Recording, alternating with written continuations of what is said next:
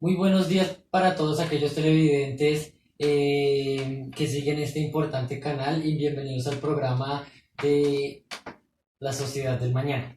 El día de hoy hablaremos sobre la modernidad líquida y la fragilidad humana. Sigmund Bauman, filósofo, sociólogo y ensayista judío, siempre se interesó por la estratificación social y el movimiento obrero. Analizó las relaciones entre la modernidad, la burocracia, la racionalidad imperante y la exclusión social.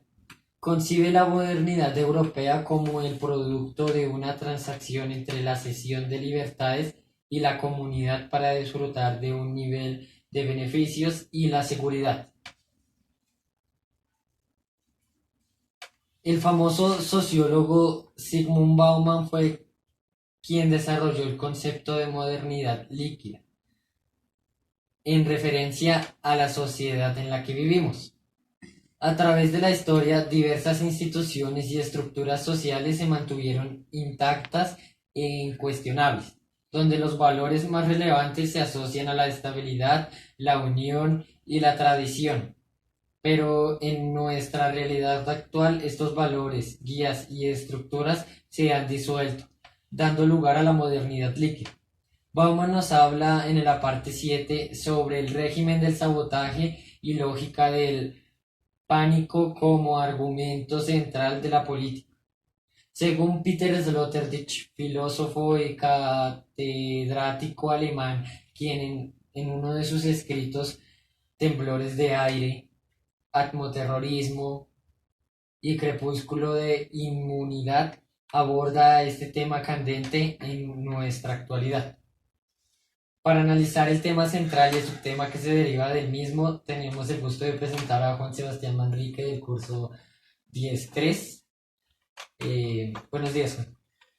Buenos días, muchas gracias por invitarme a, este prestigioso programa.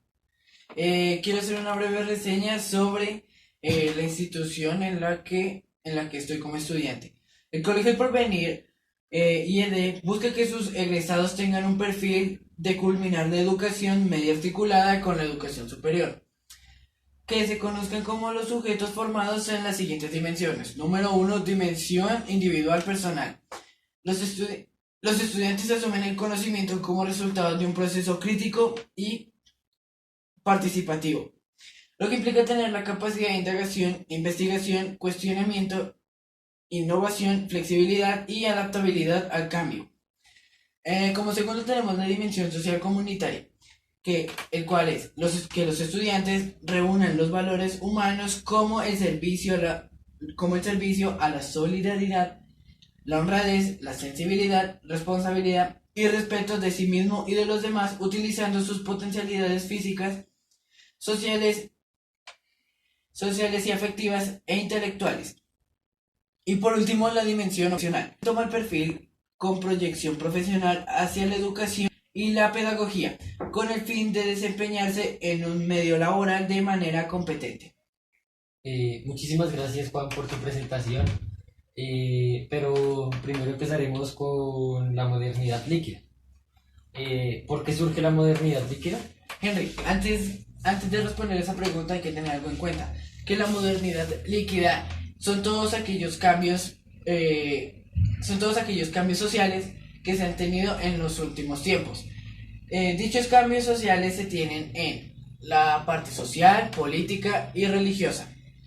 Respondiendo a su pregunta, Henry, la modernidad líquida surge a partir de las personas que querían lograr una independencia y no querían estar sometidos a un régimen empresario.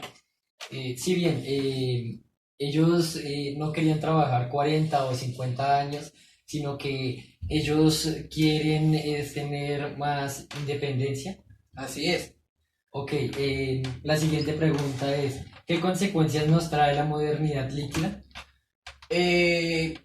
Principalmente genera una distancia afectiva a nivel familiar y económica también a nivel familiar, a causa de que el sujeto no se somete a las normas del régimen empresarial y este termina siendo despedido. Yo también veo que las consecuencias de esta modernidad líquida es que las familias son más inestables por un pensamiento individualista, ¿sí? Bien, entonces, bien Juan, ahora quiero que hagamos una diferencia entre la modernidad líquida, la familia de la modernidad líquida y la familia de la modernidad sólida. Listo. La principal característica de la modernidad líquida es que tiene una inestabilidad económica. Eh, Tienen una inestabilidad económica y son demasiado independientes. Al igual que en el amor, solamente tienen los intereses económicos. Y la familia de la modernidad sólida. En este tipo de familias se tiene en cuenta que es una familia nuclear. En este caso, el padre es el encargado de proteger y sustentar a los miembros de su familia, mientras que la madre es la que protege a sus hijos en el hogar. Cabe destacar de que esta familia siempre es duradera. Bien, Juan, ahora nos iremos a la pregunta problema. ¿En qué consiste el régimen del sabotaje o teoría del shock? Es la pérdida de la propiedad pública, donde nuestra fortaleza económica es sometida a los mercados fuertes para que impongan sus medidas con el alto margen de maniobra. Se puede decir que la doctrina del shock es una estrategia que hace parte de una forma de perder nuestra economía sin que esto produzca mayores problemas políticos sociales. El objetivo de toda acción política se pervierte, volviéndose antihumanista y materialista. Se degradan de toda forma de valores de esos sociales como la cohesión y la solidaridad, privando el individualismo. Según Peter Sloterdijk, los orígenes y naturaleza del terrorismo moderno, dando cuenta de una cierta racionalidad del terror, la cual se articula bajo la lógica del pánico como argumento central de la política. Un ataque químico bacteriológico como posibilidad de las nuevas formas del terrorismo eliminarán de modo radical la capacidad de vivir, no apuntando ya solo al cuerpo del enemigo según los métodos de la guerra convencional, sino estableciendo las condiciones de imposibilidad para la vida de ese cuerpo, que por respirar, actividad necesaria para la vida, aspira gas letal y se suicida. El terrorismo asociado al paroxismo de las tecnologías de manipulación del medio ambiente amenaza con eliminar las condiciones de vida de toda especie, la guerra de gases.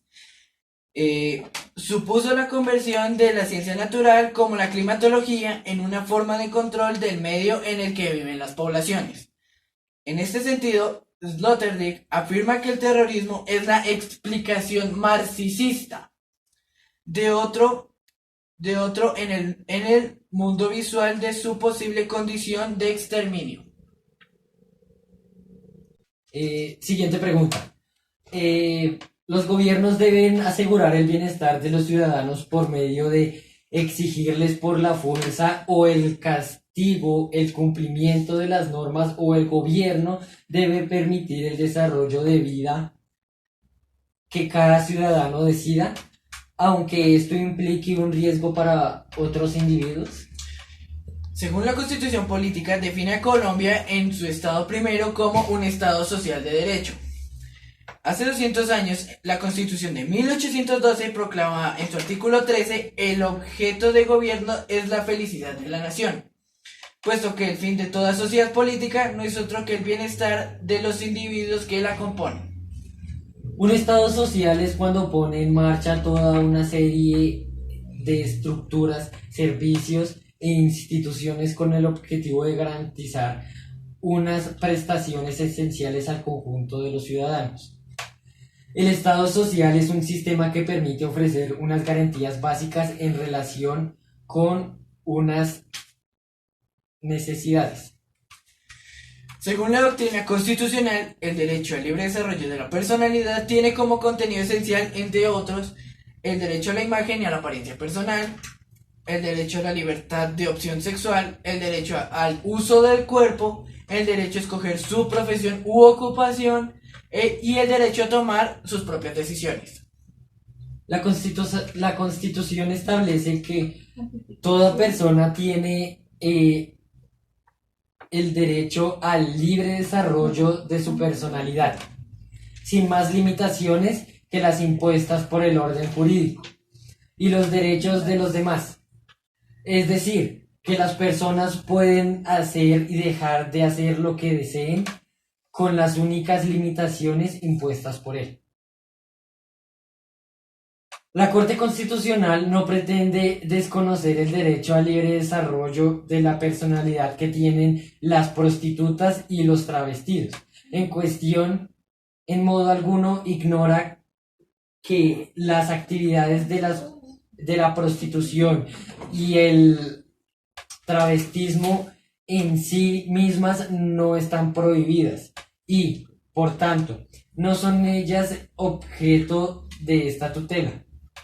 Ambas pueden ejercerse pero no de manera irrazonable y desproporcionada, sino dentro de unos parámetros mínimos que no afecten el ejercicio de los legítimos derechos de terceros, de tal suerte que trascienden el ámbito de la intimidad personal y familiar de personas ajenas a tales comportamientos y que, además, los repudien.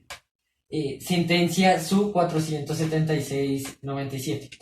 Muchísimas gracias, Juan, por estar el día de hoy aquí con nosotros. Gracias por invitarme.